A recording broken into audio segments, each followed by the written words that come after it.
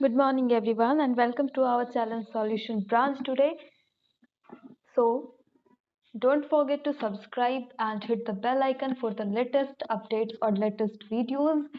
And don't forget to share this channel or the videos you like with your lovely friends, your relatives, and the colleagues, or your children, or anywhere you know. So, here we are going to start a new chapter today whose heading is or whose chapter name is Stick with Hunger. Okay. So here this is the chapter 5th, Shake with Hunger, that we are going to start today. So the author is telling that it is not difficult. It is not difficult to recollect the rainy evening in autumn. यानी कि autumn पतझड़ के season में मेरे लिए ये ज़्यादा मुश्किल नहीं है कि मैं उन यादों को दोबारा से याद करूं। ऑथर कह रहे हैं कि वो चीज़ मैं अभी तक भूला नहीं हूँ और मेरे लिए ये बिल्कुल भी मुश्किल नहीं है कि मैं उस चीज़ को दोबारा से याद ना कर पाऊँ। ये मेरे लिए काफ़ी ईजी है।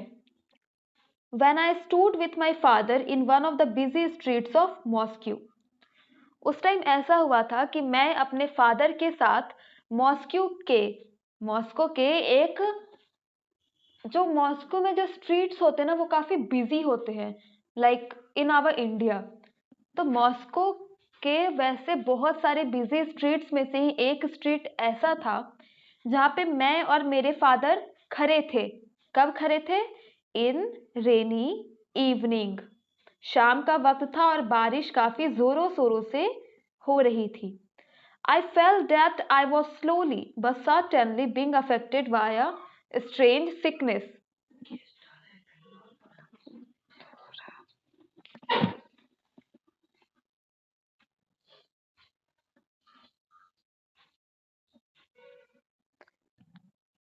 So, I feel that I was slowly but certainly being affected by a strange sickness.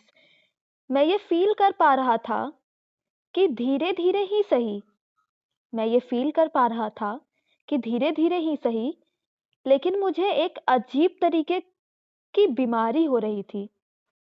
मुझे ऐसा फील हो रहा था कि धीरे धीरे ही सही लेकिन मुझे एक अलग तरीके की अजीब तरीके की बीमारी हो रही थी। I felt no pain. मुझे बिल्कुल भी दर्द नहीं था। But my leg seemed too weak to allow me to stand. लेकिन मेरे पैर इतने कमजोर हो रहे थे कि मेरे लिए खड़ा हो पाना भी काफी मुश्किल था। Word seem trapped in my throat. ऐसा लग रहा था कि मैं जो शब्द कहना चाहता हूँ वो मेरे शब्द को मेरे गले ने पकड़ लिया है और मैं कुछ भी नहीं कह पा रहा हूँ। There is a word trapped. Here you can see there is a word trapped which means caught. Okay, and it means किसी भी चीज को पकड़ लेना. So I think it is quite easy for you and quite clear for you. And my head slipped weakly on one side. और मेरा जो head है, मेरा जो सर है, वो धीरे धीरे एक तरफ झुकता जा रहा है.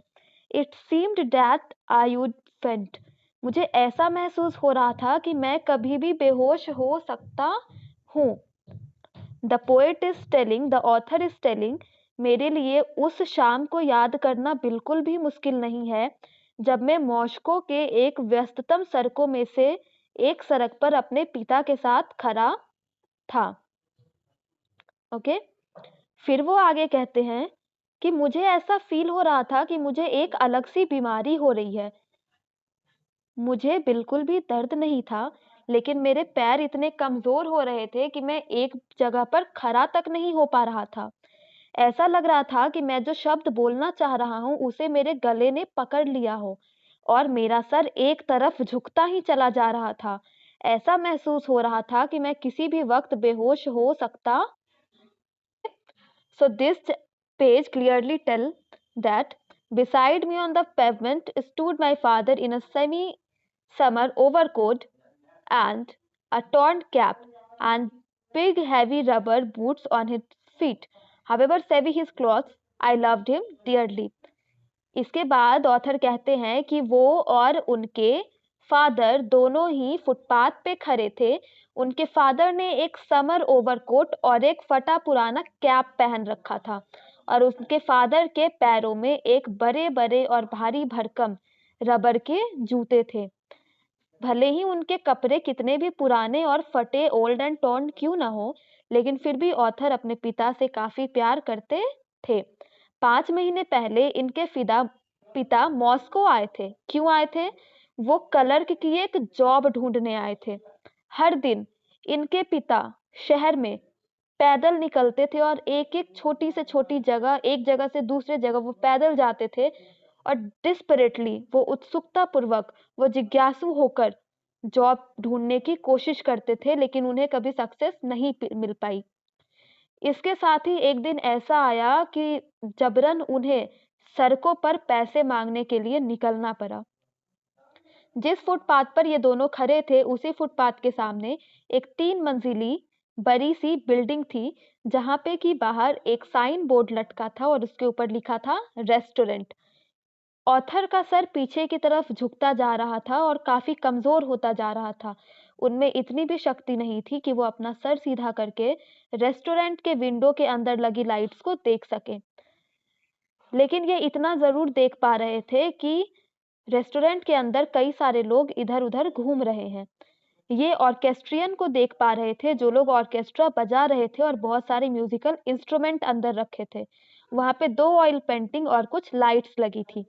जब इन्होंने बहुत मुश्किल से एक विंडो के अंदर देखने की कोशिश की, तो इन्होंने ऐसा देखा कि गहरे भूरे रंग के बैकग्राउंड पे उजली कलर की कुछ पैच लगी है, कुछ पीस है। फिर जब इन्होंने और मुश्किल से इन्होंने और गौर से देखा, तो इन्हें समझ में आया कि दीवार पर वॉल पर एक वाइट कलर की पोस्टर लगी है, जिस पे कुछ लिखा है। इन्होंने बहुत मुश्किल से, बहुत केयरफुली, बहुत सावधानी से काफ़ी देर तक उस चीज़ को देखने की और पढ़ने की कोशिश की, लेकिन इन्हें उस चीज़ में सफलता नहीं